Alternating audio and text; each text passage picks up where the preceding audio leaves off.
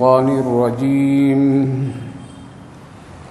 بسم الله الرحمن الرحيم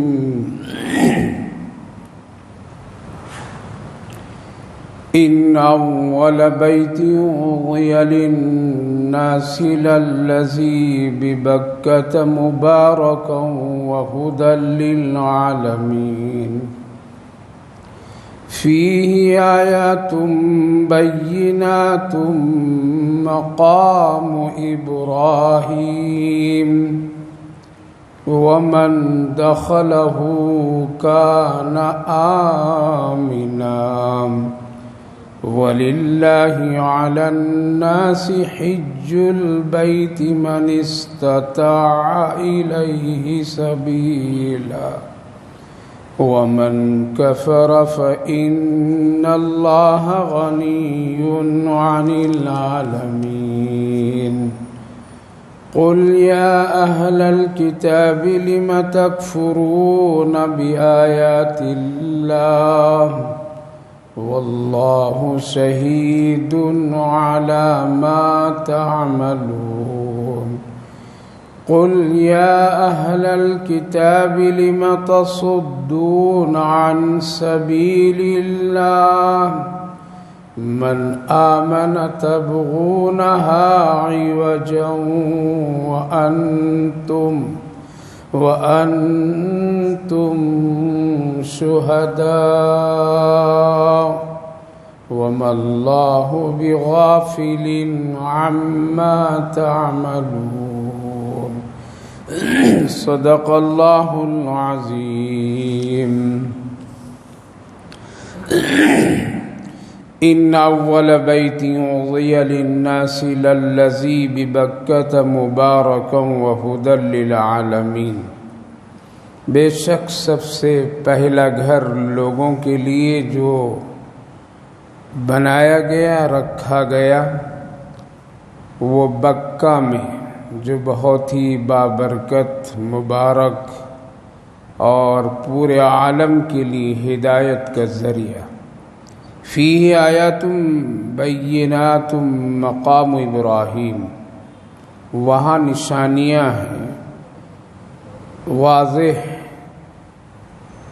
مقام ابراہیم ہے ومن دخلہ کان آمنا جو شخص وہاں داخل ہوا امن پا لیا وَلِلَّهِ عَلَى النَّاسِ چاہیے کہ لوگوں کو حج کرے صرف اور صرف اللہ کے لیے جس کو اس راستے کی طرف استطاعت ہو اور جو شخص استطاعت قوت کے باوجود اگر انکار کیا تو جان لیں بے شک اللہ تعالیٰ بے نیاز ہے پورے عالم سے بھائی اور بزرگوں گزشتہ مجلس میں چوتھے جز کی سب سے پہلی آیت میں اللہ تعالیٰ نے فرمایا تھا کہ تم اس وقت تک کہ نیکی کی کسی کام کی کامیابی اور اس کی کامرانی تک نہیں پہنچ سکتے ہو جب تک کہ تم اپنی ساری اور وہ پیاری چیز اللہ کے راستے میں خرچ نہ کر ڈالو جو چیز تم کو میں نے دی ہے اور جس سے تمہارا دل بہت اس سے لگاؤ ہے اور بڑی محبت ہے اس کو پہلے تم خرچ کرو تب تم کامل مومن اور کامل نیکی حاصل کرنے والوں میں ہو جاؤ گے تو اللہ تعالیٰ نے ایک خرچ کرنے کی جگہ بتا رہا ہے اور وہ ہے ایک حج اسلام میں 5 رکن ہیں ان میں سے ایک رکن حج ہے حج ایک ایسا رکن ہے کہ اس کے لیے اللہ تعالیٰ نے خاص جگہ مقرر کیا ہے نماز ہے کہیں بھی آپ پڑھ سکتے ہیں اس کے لیے کوئی خاص جگہ مقرر نہیں ہے ہاں مسجد تو مقرر ہے لیکن مقیم حضرات کے لیے لیکن اگر کوئی آدمی سفر میں ہے اور وقت ہو جائے تو کہیں بھی نماز ادا کر سکتا ہے زکوٰۃ کہیں بھی دے سکتا ہے روزہ کہیں بھی رکھ سکتا ہے لیکن حج ایک ایسا رکن ہے کہ اس کے لیے خاص مقام ہے اس کی خاص جگہ ہے اس کا ایک وقت ہے وہ ساری چیزیں ایک ساتھ جب ہوگی تبھی ایک آدمی حج کر سکتا ہے۔ اگر پیسہ ہے لیکن وہ مقام نہیں ہے تو حج نہیں کر سکتا ہے، مقام اور جگہ ہے لیکن وقت نہیں ہے تب بھی وہ حج نہیں کر سکتا ہے۔ تو اللہ تعالیٰ نے خرچ کرنے کے ایک مقام اور ایک وقت اور ایک جگہ حج کو قرار دیا ہے، جہاں لوگ اپنی بہت ہی پیاری اور محبوب ترین چیز کو وہاں لگاتے ہیں۔ تو اللہ تعالیٰ نے فرمایا کہ ان اول بیت وضع للناس للذی ببکۃ مبارکہ، اس دنیا کو اللہ تعالیٰ نے بنایا ہے، اور اس دنیا کے بنانے کی کیفیت کو قرآن کریم میں اللہ نے ذکر فرمایا ہے کہ آسمان دھوئیں کی شکل اور زمین پانی کی شکل، یہ دو کیفیت تھی دونوں عالم کا۔ آسمان اول ایک دھوئیں کی کیفیت میں اللہ نے اس کو تیار کیا، اور زمین کو اللہ نے ایک پانی کی کیفیت اور پانی کی شکل میں اس کو لایا۔ پھر اللہ تعالیٰ نے اس کو ایک مٹی سے خلط ملط کر کے اور ایک پانی کے بلبلے کی شکل میں اس کو تیار کیا، اور جو دھواں آسمان کا تھا اس کو حکم دیا تو اپنی جگہ پر وہ ایک جمع اور ٹھہراؤ کی کیفیت پیدا ہوا۔ تو سب سے جو پہلی جگہ وہ زمین کے اعتبار سے وہ خانہ کعبہ، یعنی جہاں اس وقت بیت اللہ ہے، بیت اللہ شریف جہاں ہے وہ پوری دنیا کی بیچ کی جگہ ہے، سینٹرل جس کو کہیے وہ جگہ ہے۔ وہیں سے پانی کے بلبلے کی کیفیت جو مٹی اور پانی کی شکل میں، جس کو حضرت جبریل علیہ السلام اللہ کے حکم سے اس کو ایک ربڑ کی شکل میں پھر کھینچ کر کے اس کو بڑھا دیے۔ اللہ کے رسول صلی اللہ علیہ وسلم نے ارشاد فرمایا جس طرح سے روٹی کا ایک پیڑا بنایا جاتا ہے اور پھر اس کو گول کھینچ دیا جاتا ہے، اسی طرح سے بیت اللہ شریف کی اس جگہ کو اللہ تعالیٰ نے اسی کیفیت سے حضرت جبریل علیہ السلام کے ذریعے سے کھنچوایا، اور جہاں جہاں انہوں نے اس مٹی کی کیفیت کو پھیلایا وہاں خشک زمین بنی اور باقی حصوں میں پانی کا پانی رہ گیا۔ اس لیے اس وقت دنیا میں 3 حصے پانی پر ہیں اور ایک حصہ خشکی پر ہے۔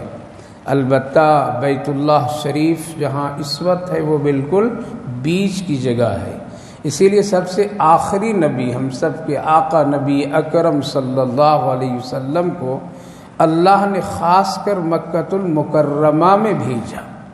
حضرت حکیم الامت مولانا اشرف علی تھانوی علیہ الرحمہ لکھتے ہیں کہ اسی لیے اللہ نے نبی اکرم صلی اللہ علیہ وسلم کو مکۃ المکرمہ میں پیدا فرمایا، جبکہ دیگر انبیاء علیہ السلام کی پیدائش کی جگہ مکہ نہیں ہے۔ 1,24,000 کم و بیش انبیاء علیہ السلام اس دنیا میں تشریف لائے، لیکن کسی کی پیدائش مکہ میں نہیں ہوئی بلکہ مکہ کے باہر ہوئی۔ البتہ لوگوں کا کعبے کی طواف اور حج یا جو بھی زیارت کے لیے ان کو آنا پڑا وہ آئے، لیکن پیدائش کی جگہ کسی کی مکہ میں نہیں، صرف اور صرف ہم سب کے آقا نبی اکرم صلی اللہ علیہ وسلم کے۔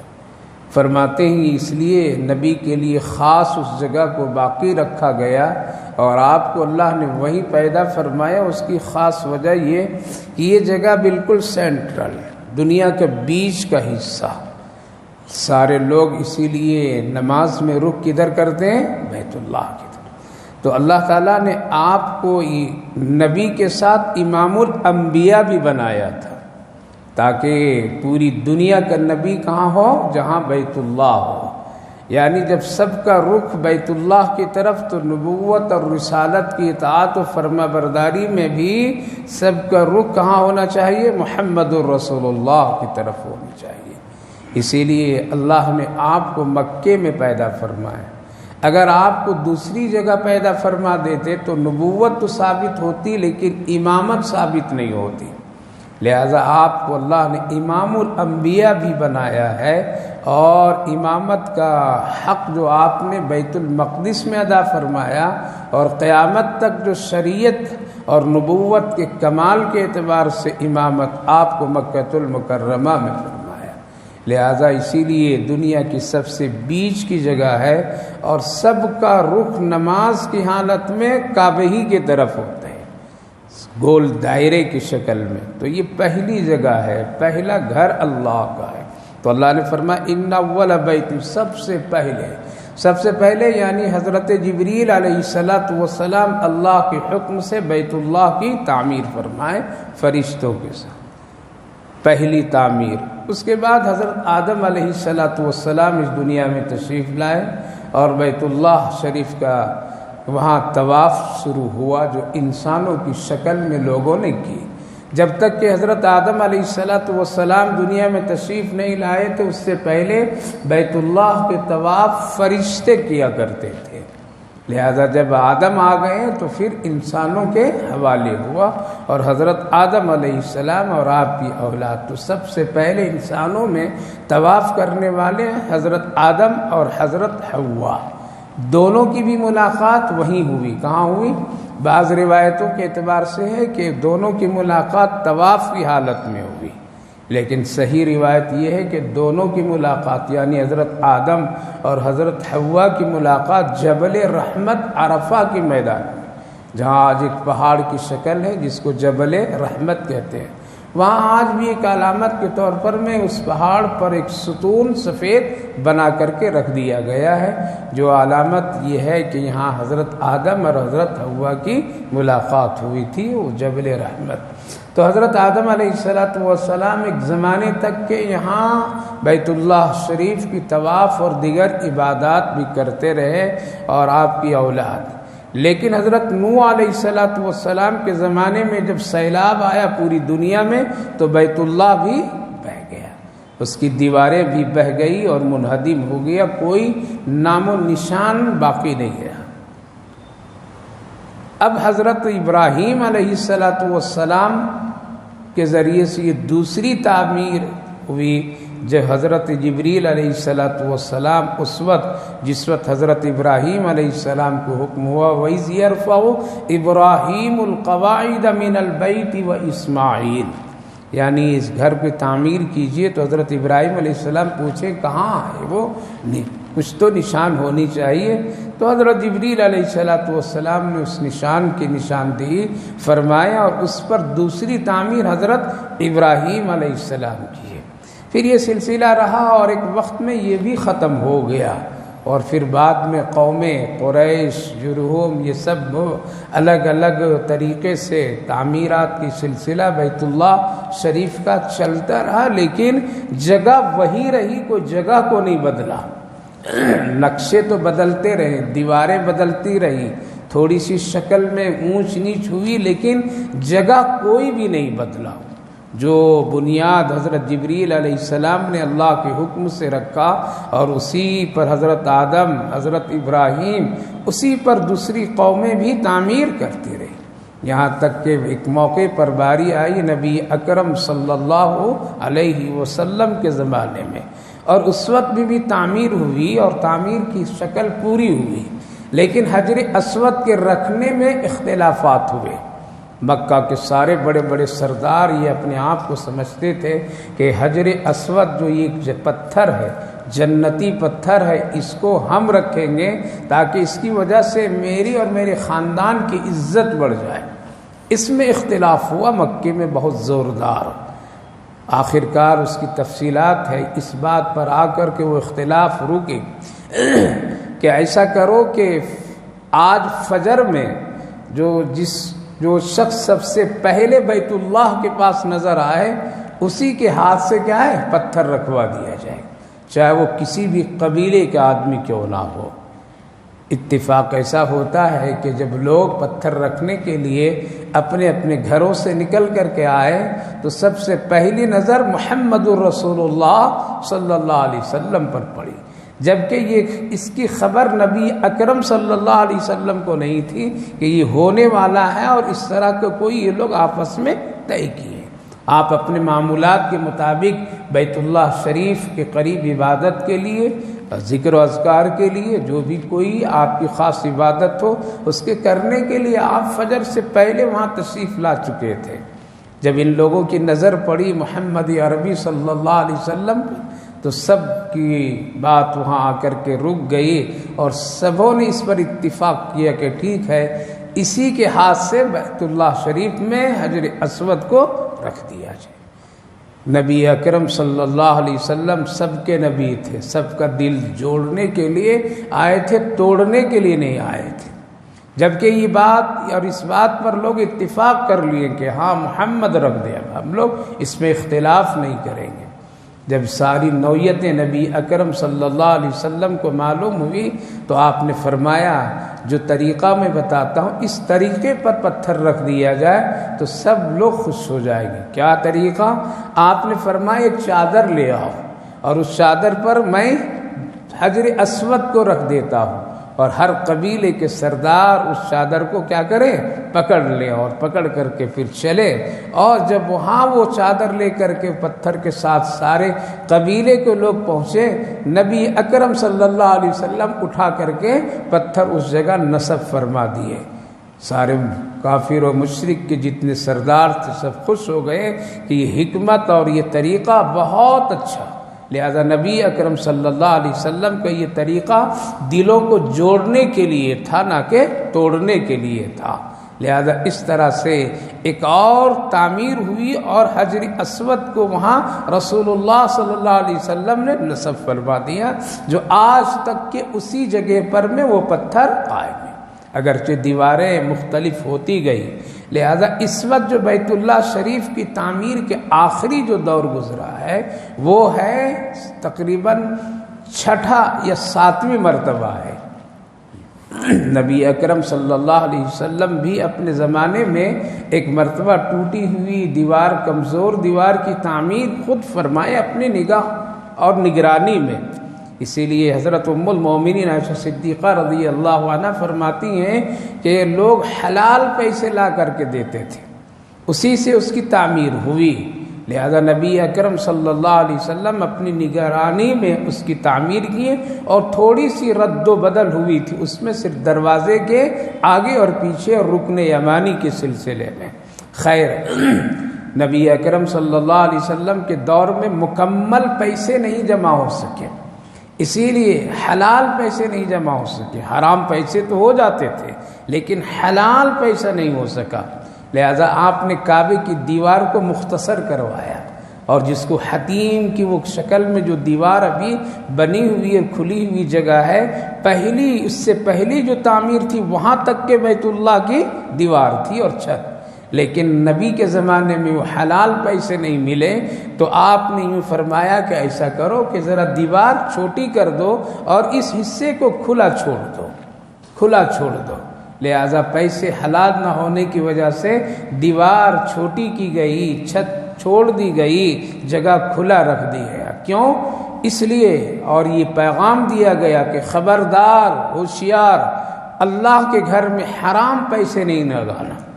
اللہ کا گھر پاکیزہ ہے، اللہ کا گھر بہت ہی صاف ستھرا ہے، اس کو خوشنمائی کرنے کے لیے، اس کو خوبصورت کرنے کے لیے، اس کو بہت ہی مضبوط کرنے کے لیے کہیں ایسا نہ ہو کہ کوئی حرام پیسہ اس میں لگا دے۔ اس لیے دینے والوں کو بھی 1000 بار سوچنا چاہیے اور لگانے والوں کو بھی 1000 بار سوچنا چاہیے کہ یہ اللہ کا گھر ہے، اللہ کا گھر ہے۔ آج اس بات کی بالکل نہ لینے والا احتیاط کرتا ہے نہ دینے والا احتیاط کرتا ہے۔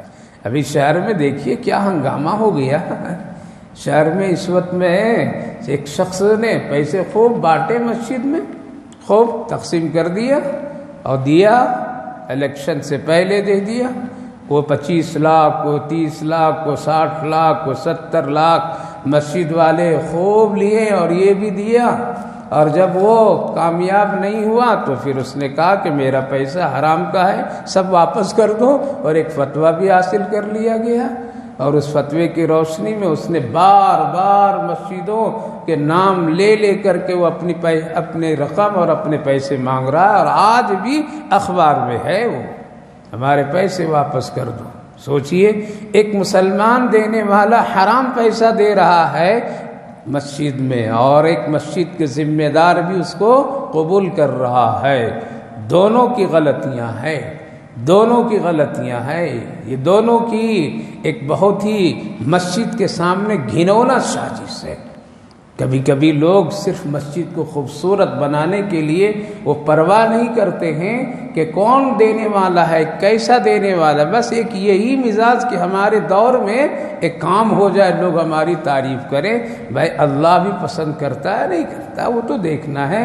خیر، آج ایسی رسوائی اور ایسے حالات ہیں، لہذا نبی اکرم صلی اللہ علیہ وسلم نے اس جگہ کو چھوڑ دیے اور دیوار بھی چھوٹی کر دی، چھت بھی چھوٹی کر دی، اور آپ نے یوں فرمایا کہ حلال پیسہ اگر ہوتا تو یہاں تک ہم تعمیر کرتے، لیکن اب نہیں ہے تو بس اتنے ہی میں۔ لہذا نبی کریم صلی اللہ علیہ وسلم کے بعد پھر ایک تعمیر ہوئی حضرت عبداللہ بن زبیر رضی اللہ عنہ کی نگرانی میں۔ اس وقت میں حضرت ام المومنین عائشہ صدیقہ رضی اللہ عنہا کہتی ہیں کہ اب حلال پیسے آ گئے تھے، اتنے پیسے حلال تھے کہ اب اس دیوار کو کعبے کی دیوار اور چھت میں شامل کر دیا جاتا، لیکن ایک مصلحت کی وجہ سے اس کو اب نہیں کیا گیا، اور وہ مصلحت یہ تھی کہ ایک موقع پر نبی اکرم صلی اللہ علیہ وسلم کے ساتھ حضرت ام المومنین عائشہ صدیقہ رضی اللہ عنہا طواف کر رہی تھی۔ طواف کرتے کرتے حضرت ام المومنین عائشہ صدیقہ رضی اللہ عنہا کہنے لگی، یا رسول اللہ، دل میرا چاہتا ہے کہ کعبے کے اندر جا کر کے 2 رکعت نماز پڑھتی، 2 رکعت نماز کعبے کے اندر جا کر پڑھتی۔ آپ با اختیار ہیں، دروازہ کھول سکتے ہیں، آپ اپنی بیوی کو داخل کر کے 2 رکعت نماز پڑھوا سکتے ہیں، لیکن آپ صلی اللہ علیہ وسلم نے حضرت ام المومنین کا ہاتھ پکڑ کر کے یوں فرمایا، حتیم میں نماز پڑھ لو، یہ بھی کعبے کے حصوں میں ایک حصہ ہے۔ یہاں سے علماء کرام لکھتے ہیں کہ بلا ضرورت عورت کو مسجد کے اندر نہیں داخل ہونا۔ آج بہت ساری حکومتی سطح پر میں عورتیں بھی اب داخل کر دے رہا ہے، اور عورتیں بھی اندر چلی جا رہی ہیں۔ خیر، حضرت ام المومنین عائشہ صدیقہ رضی اللہ عنہا کا حتیم میں نماز پڑھانا اس بات کی ایک علامت علماء کرام لکھتے ہیں کہ اللہ نے مصلحتاً حلال پیسے جمع نہیں ہونے دیا اور اس جگہ کو کھلا رکھ دیا تاکہ ہر میرا بندہ جب یہاں کوئی آئے اور اگر اس کا دل کعبے کے اندر نماز پڑھنے کی چاہے لیکن پڑھ نہیں سکے گا، حکومتی نظام کے تحت میں اگر وہ حتیم میں 2 رکعت نماز پڑھ لیا تو اس کا 2 رکعت ایسا ہی ہے جیسے کعبے کے اندر اس نے 2 رکعت نماز پڑھا۔ تو اس مصلحت کی بنیاد پر اللہ رب العالمین نے ایسی حکمت فرما دیا کہ آج بھی وہ کعبہ گویا کہ کھلا ہوا ہے، اور ہم جیسے غریب لوگ جب وہاں پہنچتے ہیں تو بڑی آسانی کے ساتھ میں حتیم میں 2 رکعت نماز کوششوں کے ساتھ پڑھ لیتے ہیں۔ وہاں کا پڑھنا گویا کہ کعبے کے اندر کا پڑھنا ہے۔ تو میرے بھائیوں بزرگوں، اس سے کئی بات معلوم ہوئی۔ پہلی بات تو یہ معلوم ہوئی مسجد میں صرف حلال پیسہ لگنا چاہیے، حرام پیسہ نہیں لگنا چاہیے، چاہے تعمیر چھوٹی ہی کیوں نہ ہو جائے۔ دوسری بات حکمت یہ ہے کہ کعبہ سب کے لیے ہے، اندر بھی سب کے لیے، باہر بھی سب کے لیے، لہذا اللہ نے اپنے بندوں کے لیے اپنا گھر تھوڑا سا کھلا رکھوا کر کے سب کو اس سے فائدہ اٹھانے کے لیے ایک راستہ قیامت تک دے دیا۔ اسی لیے حتیم کعبے کے حصوں میں ایک حصہ ہے۔ خیر، اس وقت میں بیت اللہ شریف کی تعمیر کئی مرحلوں سے گزر کر کے فائنل مرحلے میں ہے، اور آخری جو تعمیر ہوئی ہے وہ حجاج ابن یوسف جو ظالم بادشاہ گزرا ہے، اس نے 2 ہی کام بہت ہی بڑا کام کر کے اس دنیا سے چلا گیا۔ اسی لیے علماء کرام کہتے ہیں کہ اللہ کبھی کبھی کام گنہگاروں سے، ظالموں سے بھی لے لیتا ہے، اور 2 کام اس سے لیا جو آج تک کے بڑی آسانی امت اس سے فائدہ اٹھا رہے۔ ایک تو اس نے بیت اللہ شریف کو تعمیر آخری مرحلے میں کیا، اور حتیم کو بھی اسی شکل پر رہنے دیا، اس میں ذرہ برابر بھی اس نے تبدیلی نہیں کی۔ اگر وہ چاہتا تو اپنا نام و نقشہ بنانے کے لیے اور بڑھانے کے لیے وہ کچھ بھی کر سکتا تھا، لیکن ذرا بھی چھیڑ چھاڑ نہیں کیا۔ اور جس شکل میں پہلا دروازہ جو رکھا گیا تھا جہاں، وہیں اس نے پھر رکھوایا، جبکہ ایک موقع پر دروازہ بدل دیا گیا تھا اور یہ کہہ کر کے رکھوایا کہ نبی اکرم صلی اللہ علیہ وسلم کا منشا یہاں رکھنے کا تھا، اس لیے منشا رسول کے مطابق میں یہاں رکھ دیتا ہوں۔ تو کعبے کی تعمیر آخری جو ہوئی ہے وہ حجاج ابن یوسف کی تعمیر، اور آج تک اسی پر برقرار ہے۔ البتہ اس کی تزئین، اس کی زینت، اس کی خوبصورتی، اس کی پاکی صفائی میں ہمیشہ کچھ نہ کچھ ایک نیا ماحول اور نیا انداز اختیار کیا جاتا ہے، لیکن تعمیر کے سلسلے میں اب کوئی چھیڑ چھاڑ نہیں، بلکہ تمام علماء نے اس پر اتفاق کر دیا ہے کہ جس شکل میں ہے اسی شکل میں اب قیامت تک رہنا، ورنہ ہر ایک آنے والا بادشاہ کیا کرے گا؟ اپنی مزاج کے مطابق چھیڑ چھاڑ کرتا رہے گا اور وہ چاہے گا کہ کعبے کی تعمیر میں ہمارا نام ہو۔ لہذا باہر اس سے دور ہٹ کر کے تعمیرات کے نقش و نگاری میں روزانہ کچھ نہ کچھ رد و بدل کیے جاتے ہیں، لیکن عین کعبہ کی دیوار اور اس کی شکل اور اس کی صورت میں کوئی اب چھیڑ چھاڑ نہیں کر سکتا ہے۔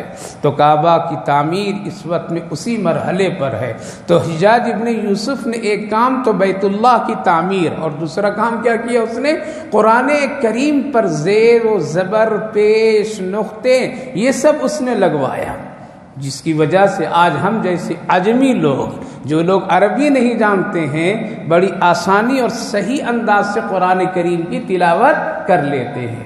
اہل عرب کے لیے زیر و زبر، پیش، نقطے کی ضرورت نہیں ہے، وہ لوگ تو عربی زبان جانتے ہیں، اس لیے ان لوگوں کو لیے زیر زبر پیش کی ضرورت نہیں ہے، لیکن عرب کے علاوہ دوسری قوموں کے لیے، ہم جیسے لوگوں کے لیے زیر و زبر اور پیش اور نقطے کی ضرورت ہے۔ تو حجاج ابن یوسف نے قرآن کریم پر ایک خدمت اس نے یہ کی کہ پورے قرآن، پورے دنیا کے لیے اس نے زیر و زبر اور پیش اور نقطے لگا دیے، اور بہت صحیح لگایا، جس پر آج تک کے علماء امت کا اس پر اتفاق ہے۔ اب اس سے کوئی نہ زیر و زبر کو آگے پیچھے کر سکتا ہے اور نہ کیا جا سکتا ہے، یہ کہہ کر کے کہ کسی ظالم میں بادشاہ نے لگایا ہے۔ اس سے یہ پتہ چلا میرے بھائیو بزرگوں، کبھی کبھی اللہ کسی ظالم گنہگار سے بھی کوئی اچھا کام لے لیتا ہے اور وہ کسی سے کام کروا سکتا ہے۔ تو سب سے پہلا گھر لوگوں کے لیے اللہ نے جو زمین پر اتاری اور بنایا وہ کون سا ہے؟ بیت اللہ۔ اللہ فرما ان اول بیت وضع للناس للذی ببکہ، جو پہلا گھر وہ بکہ میں، مکہ المکرمہ کا 3 نام، کتنے؟ 3 نام۔ پہلا جو نام تھا آدم علیہ السلام کے زمانے سے یہاں کا نام تھا بکہ، پھر ہوا ام القریٰ، پھر نبی کے زمانے میں، اور یہ جو اب چل رہا ہے اب ہوا مکہ۔ تو کتنے نام ہو گئے؟ 3، بکہ، ام القریٰ اور اب مکہ۔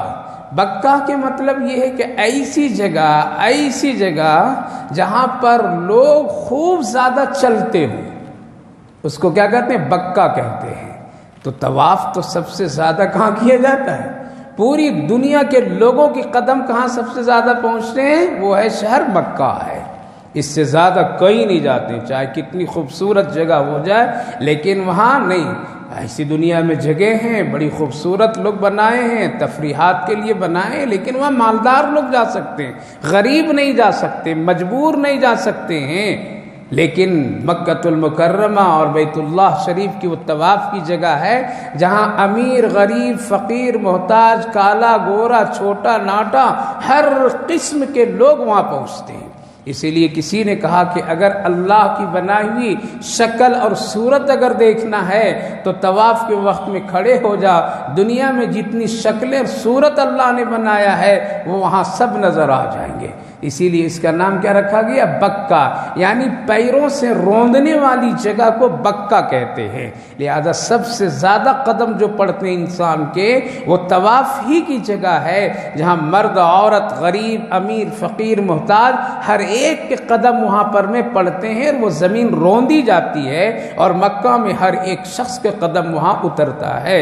اسی لیے اس کا نام مناسبت سے کیا رکھا گیا؟ پہلے بکہ، پھر اس کا نام بدل کر کے ام القریٰ۔ ام القریٰ کے مطلب ساری دنیا کی بستیوں کی ماں، اس کو کیا کیا ہے؟ مکہ۔ اس لیے سب سے پہلا گھر، سب سے پہلی آبادی، سب سے روئے زمین پر پہلا گھر جو بنا وہ کہاں؟ وہ مکہ میں بنا۔ لہذا اسی لیے اس کو کیا کہا گیا؟ ام القریٰ، یعنی دنیا کی ساری بستیوں کی ماں ہے، یعنی آبادی کے اعتبار سے، انسان کی رہائش کے اعتبار سے یہاں ہی سے اللہ رب العالمین نے تمام دنیا کو پھیلایا۔ اسی لیے حدیث پاک میں نبی اکرم صلی اللہ علیہ وسلم نے ارشاد فرمایا، جب حضرت ابراہیم علیہ السلام خانہ کعبہ کی تعمیر کیے اور پتھر پر پتھر جوڑتے چلے گئے اور تمام پتھر لگ گئے پوری ترتیب کے ساتھ، تو پتھر کا ایک آدھا ٹکڑا بچ گیا تھا۔ حضرت ابراہیم علیہ السلام کہنے لگے، پروردگار اس پتھر کو مجھے ادھر ادھر پھینکنے کے دل نہیں چاہتا ہے، کہاں رکھ دوں میں اس کو؟ 2 پتھر تھے، یوں کہہ لیجئے 3 پتھر۔ ایک پتھر حجر اسود، اس کا تو نصب کی جگہ تھی، یہ تو جنتی پتھر تھا، وہ اپنی جگہ پر حضرت ابراہیم بھی لگا دیے۔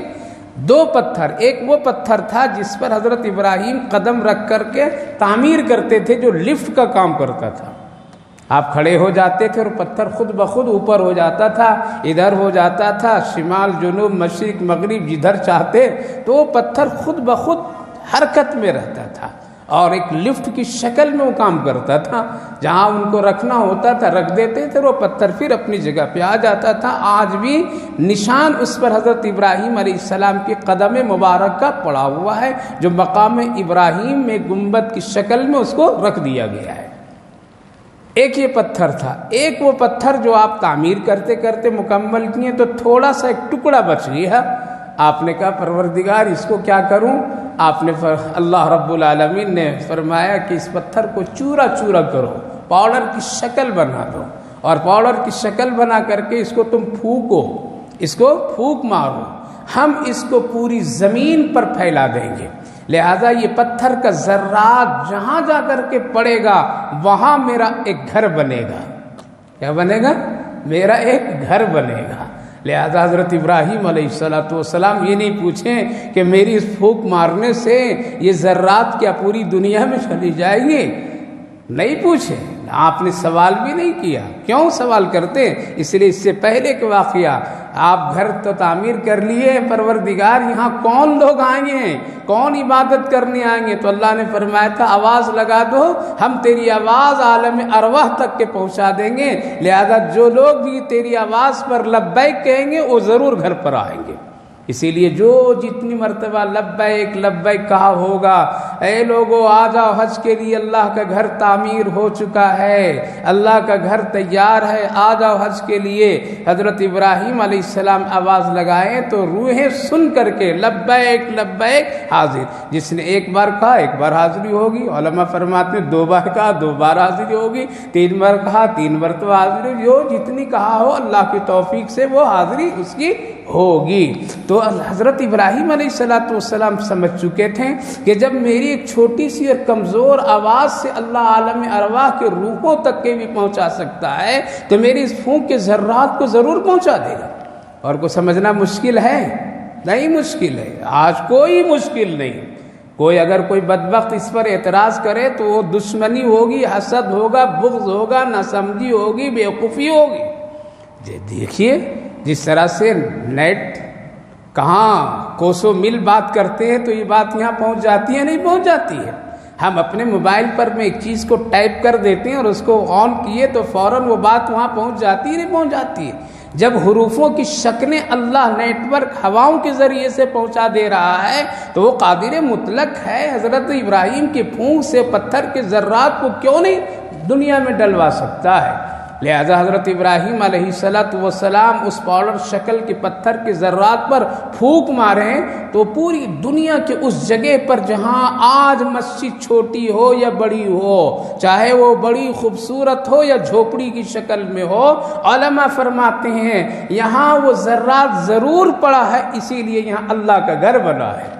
اسی لیے فرمائے گا جہاں ایک مرتبہ اللہ کا گھر بن جاتا ہے دوبارہ وہاں وہ چیز بدل ہی نہیں جا سکتی، اس زمین پر دوسری چیز نہیں بن سکتی ہے۔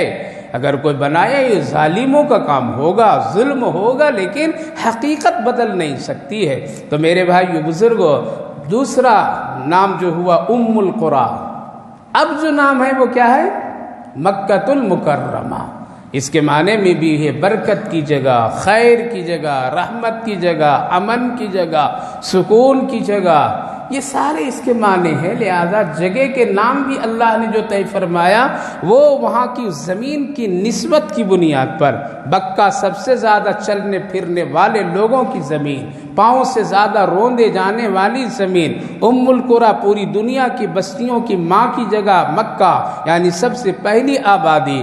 برکت کے لحاظ سے ہم مسلمانوں کا یہ عقیدہ ہے کہ دنیا میں سب سے زیادہ برکت کی جگہ مکہ اور مدینہ ہے، اس کے علاوہ کوئی نہیں ہے۔ اور مکہ اور مدینہ میں وہ جگہ جس کو اللہ نے حرم قرار دیا ہے، لہذا ایک مسجد نبوی اور وہ حرم کا ایک دائرہ، اور یہ بیت اللہ شریف اور اس کے حرم کا دائرہ، یہ پوری دنیا میں سب سے زیادہ برکت، خیر، رحمت، عافیت کی جگہ ہے۔ چاہے لوگ کتنا بھی اس کو خراب کرنے چاہے گا لیکن حقیقت اس کی بدل نہیں سکتی ہے۔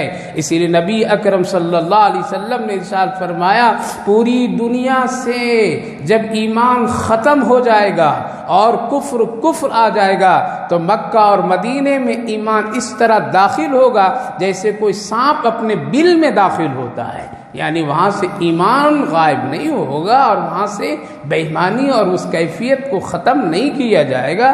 تحفظ اور امن کے لیے لوگ وہاں بھاگیں گے، لیکن قیامت ایک طے شدہ ہے، قیامت ضرور آ کر کے رہے گی۔ اس لیے قیامت سے پہلے ان چیزوں کی اللہ حفاظت فرما دے گا، تین چیزوں کی حفاظت خاص فرمائے گا۔ ایک بیت اللہ شریف کو، قیامت بیت اللہ شریف پر نہیں ہوگی کہ یہ فنا، یہ ٹوٹنا پھوٹنا، یہ سب نہیں، بلکہ قیامت سے پہلے اللہ بیت اللہ کو اٹھا لے گا۔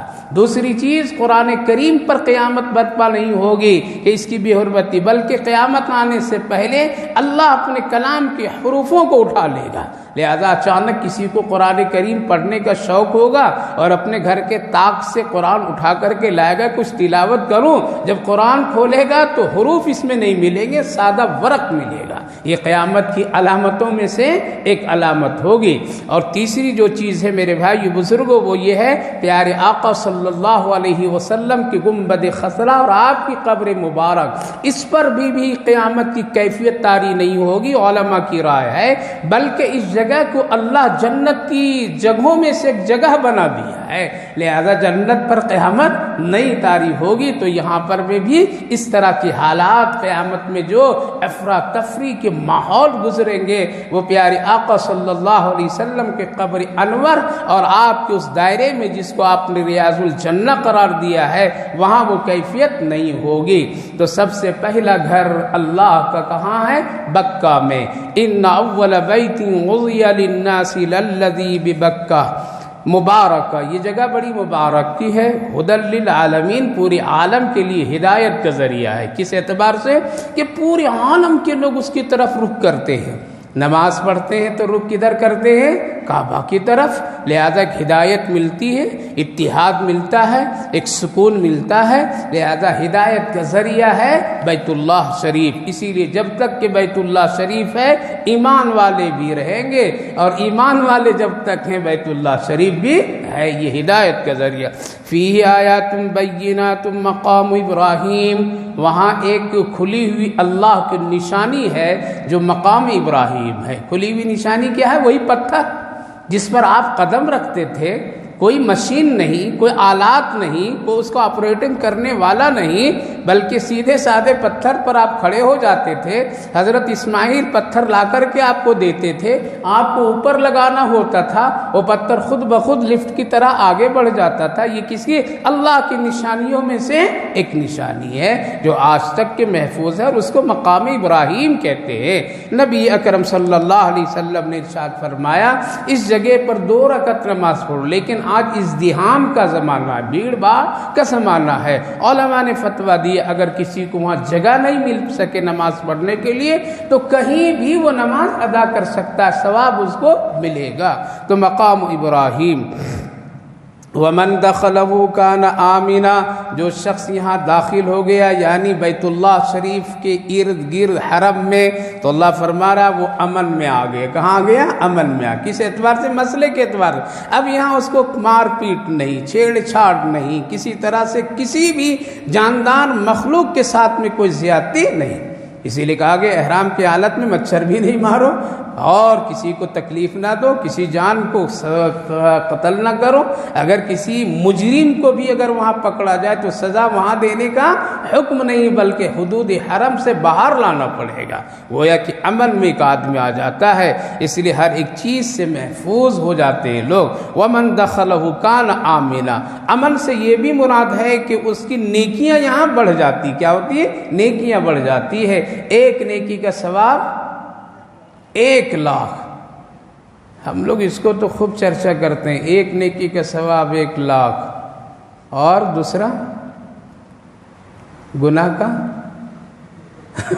یہ نہیں کہتے، یہ نہیں کہتے۔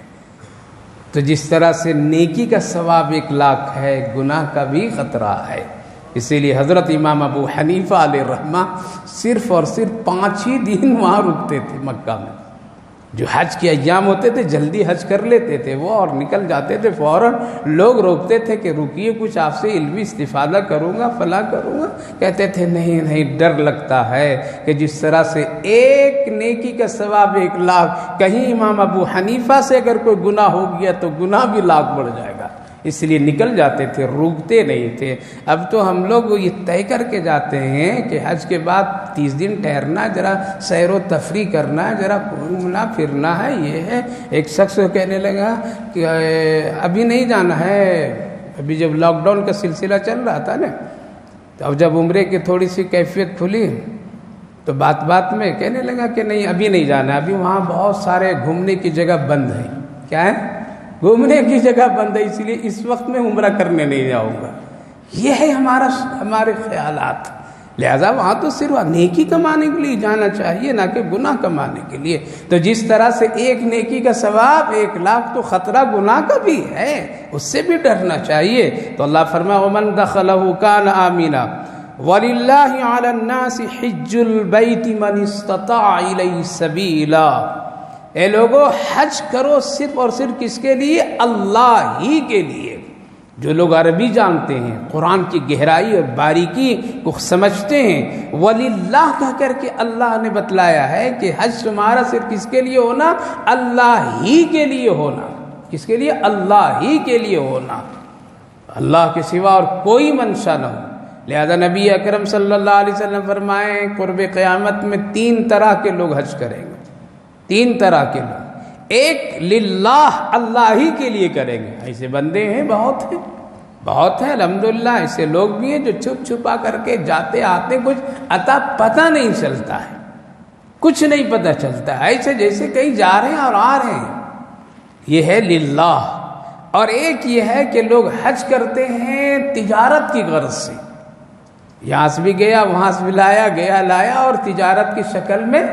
بہت سارے ایسے لوگ ہیں جو ملازمت میں ہیں، نوکریوں میں ہیں وہاں پر، اور حج کا زمانہ آتا ہے تو فوراً وہ آ کر کے چند دنوں میں حج کر لیتے ہیں، اور کئی مرتبہ کر لیتے ہیں، پھر کہتے ہیں میں حاجی صاحب ہو گیا، اتنے حج کیا وہاں۔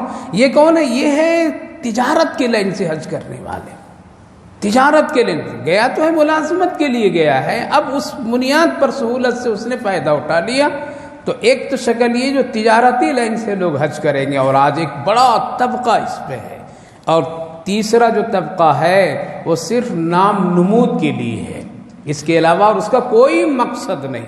اس کے علاوہ اور اس کی کوئی نیت نہیں ہے، بس نام نمود۔ کیا کہیں گے لوگ، میرے پاس پیسہ ہے کر لیتے ہیں، لوگ کیا کہیں گے کر لیتے ہیں، یہ سمجھ کر کے لوگ جا رہے آ رہے ہیں۔ اور ورنہ حج تو لوگ پہلے کرتے تھے بدلنے کی نیت سے کرتے تھے، بدلنے کے اپنے آپ کی نیت سے کرتے تھے۔ اس لیے دیکھ لیجیے اس کی علامت یہ ہے کہ وہ گناہ جو گناہ حج کرنے سے پہلے تم کرتے تھے، حج کرنے کے بعد اگر وہ گناہ تم چھوڑ دیا تو تمہارا حج مقبول ہو گیا، اور اگر تم نے وہ گناہ پھر دوبارہ آ کر کے کرنا شروع کیا ہے تو یہ حج تیرا صرف کیا ہے، ایک تفریح ہے اور جانا آنا ہے، اس کے سوا کچھ بھی نہیں ہے۔ اس لیے اس وقت 90% ایسے لوگ ہیں، اگر ہوتے صرف حج تو فجر کی نماز صرف حاجیوں سے بھرا رہتا نا، محلے میں 100 200 400 عمرہ کرنے والے حج کرنے والے ہیں، لیکن آج کہاں نظر آتے ہیں؟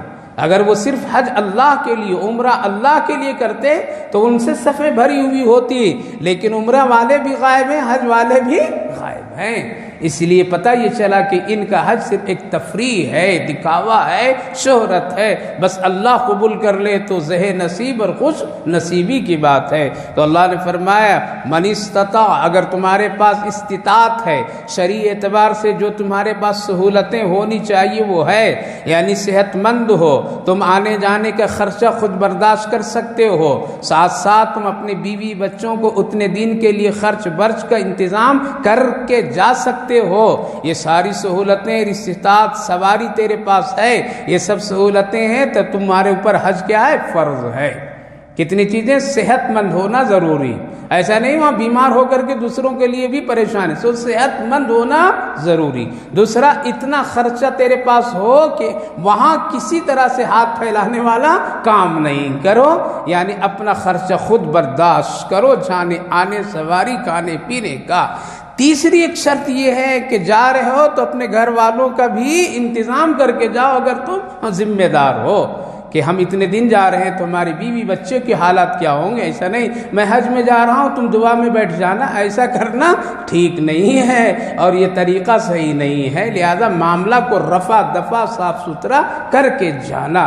تو یہ شرطیں ہیں۔ تیسری شرط یہ ہے، چوتھی شرط یہ ہے کہ راستے میں جو چیزیں ضرورت کی ہے، سواری وغیرہ کی، اب تو پہلے اونٹ اور گھوڑوں کا مسئلہ تھا، اب تو جو سواری ہے اس کا مکمل تیرے پاس سہولتیں ہو تو انشاءاللہ اس پر کیا ہے، حج ضروری اور فرض ہے۔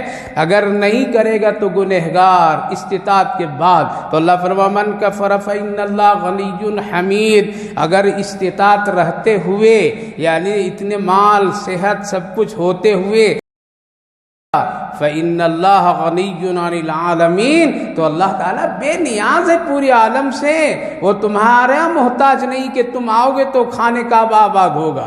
لہذا جب انسان طواف نہیں کیے تو طواف کرنے والے فرشتے ہو رہے ہیں، لہذا خانہ کعبہ کبھی بھی اس کا طواف رکا نہیں اور قیامت تک نہیں رکے گا۔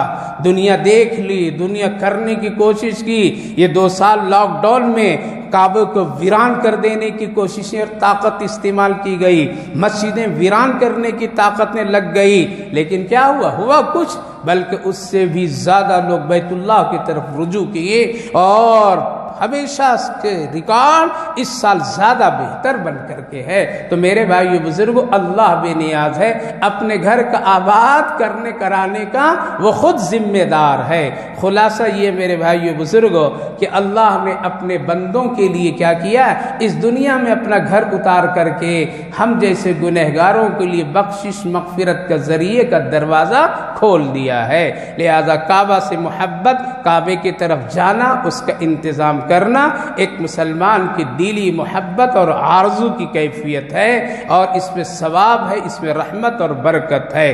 دوسری بات کہ بیت اللہ شریف جب تک ہے دنیا بھی قائم ہے، دنیا ختم اس وقت ہوگی جب بیت اللہ اٹھ کر کے اوپر چلا جائے گا۔